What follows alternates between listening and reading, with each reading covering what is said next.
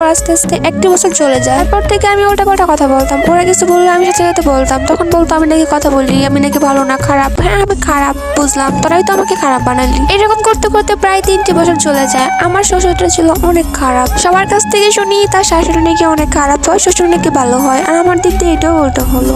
আমার বিয়ে হয়েছে জানুয়ারির 22 তারিখ 2021। আমার বিয়ের বয়স এখন 5 বছর চলতেছে। এক দুদিনে আমি আমার শ্বশুর বাড়ির সব মানুষকে চিনে ফেলছি। সত্যি বলতে এই মেয়েদের জীবনটাই এমন, তার নিজেদের কোনো বাড়ি থাকে না। একটা হয় শ্বশুর বাড়ি আর একটা হয় বাপের বাড়ি। কিন্তু আলহামদুলিল্লাহ আমার যার সাথে বিয়ে হয়েছে সে অনেক ভালো, আমাকে অনেক টেক কেয়ার করে। এই দিক দিয়ে আমি অনেকটাই হ্যাপি আছি। একটা মেয়ে শ্বশুর বাড়ি যতটাই খারাপ হোক না কেন, তার শ্বশুর বাড়ির মানুষ যতটাই খারাপ ব্যবহার করুক, কিন্তু তার হাজবেন্ড যদি ভালো থাকে, মেয়েটাকে ভালোবাসে, তাহলে মেয়েটা কোনো সময় তার শ্বশুর বাড়ি ছেড়ে বাপের বাড়িতে চলে যায় না। শ্বশুর বাড়ির মানুষ যতটাই খারাপ হোক না কেন, যদি তার হাজবেন্ড তাকে সাপোর্ট করে, তাকে বুঝে, তাহলে আর কাউকে দরকার পড়ে না। আলহামদুলিল্লাহ আমার হাজবেন্ড